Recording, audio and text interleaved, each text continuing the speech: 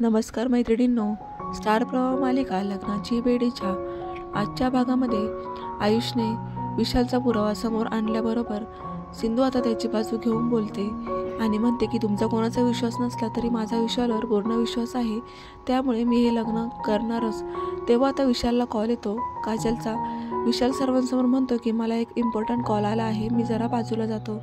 तेव्हा विशाल साईडला जाऊन काजलला बोलत असतो की काजल, तुला काय करत होती इथे यायची? तेव्हा काजल म्हणते की कोणाच्या घरी, मी तर आपल्याच रूममध्ये साफसफाई करत आहे.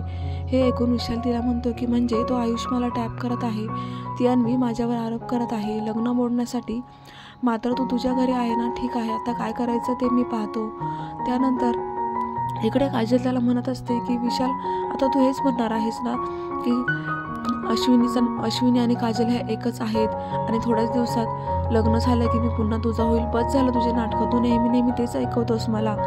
त्यानंतर आता विशाल सर्वांसमोर येतो आणि मग अन्वी आणि आयुष मात्र सर्वांसमोर त्यांचा खूप अपमान होतो. तर रत्नाकर विचारू लागतात की पण आयुषच्या बोलण्यामध्ये काहीतरी कारण असू शकतं ना, असं कोणी कोणावर आरोप कसं काय करू शकतं? आणि ते मनातल्या मनात म्हणतात की नक्कीच कुठेतरी पाणी मुरत आहे. इकडे आता सिंधू म्हणते की रेश्मा स्टोर रूममध्ये जाऊन बघ, तिथे अश्विनी कोणी आहे का बघू नये.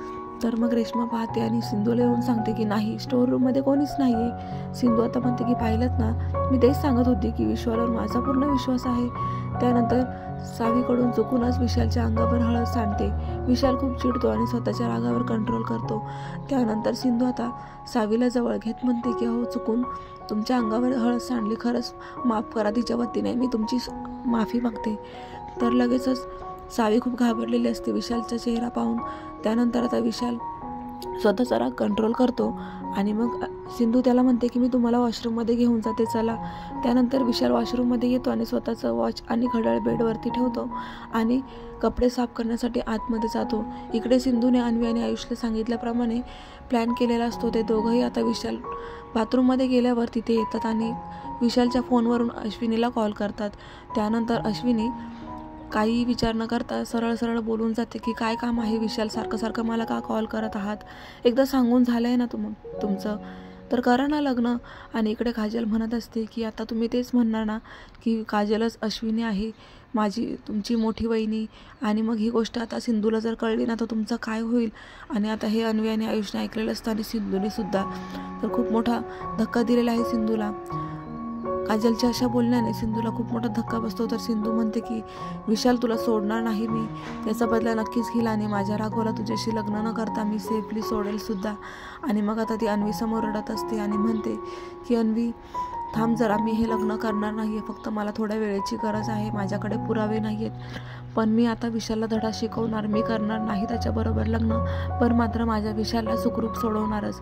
आता सिंधूने अजून एक प्लॅन केलेला असतो. ती सर्वांसमोर उभी असते आणि म्हणते की मला पार्लरला जायचं आहे मेकअपसाठी, तर मी थोड्याच वेळात जाऊन येते. तर लगेच सिंधूचं बोलणं ऐकून इकडे घरचे सर्वजण ऐकतात आणि त्यानंतर रुक्मिणी म्हणते की सिंधू, कुठे चाललीस?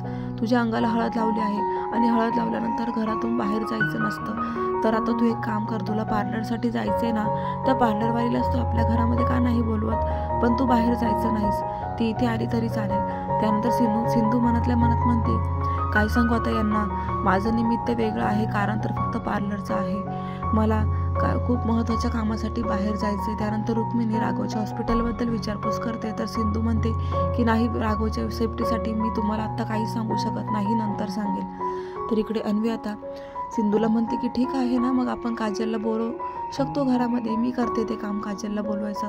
काजल तर मग आता अन्वी काजलच्या नंबरवर कॉल करून सिंधूबद्दल असं बोलते की बघा ना ताई, सिंधू मेकअप करायलाच ऐकत नाही आहे, मला असं वाटतं तुम्ही माझ्या सिंधूचा घरी येऊन मेकअप करावा, ते तरी तुम्हाला पाहून सिंधू लगेचच मेकअप करायला राजी होईल. हे ऐकून विशाल तिला खुणवतो की तू हा म्हण. आणि मग काजल आता रत्नपार्किंगच्या घरामध्ये सिंधूचा मेकअप करण्यासाठी आलेली आहे.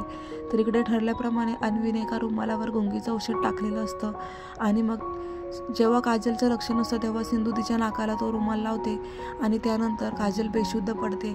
आणि सिंधूला हेच हवं होतं. तर दुसरीकडे आता काजल रत्नपार्किंगच्या घरामध्ये आल्यामुळे राघव एकटाच असतो आणि राघव आता स्वतःला सोडवण्याचा प्रयत्न करत असतो आणि म्हणतो की सिंधू, मी तुला काही होऊ देणार नाही, मी लवकरात लवकर पोहोचण्याचा प्रयत्न करेन. तर आता राघव स्वतःला सोडवत आहे. तर आता इकडे गुंगीचं औषध दिल्यानंतर काजल ओरडायला लागते आणि ती बेशुद्धसुद्धा पडते. थोड्याच वेळात त्यानंतर ठरल्याप्रमाणे अन्वी आणि सिंधूचा प्लॅन ठरलेला आहे.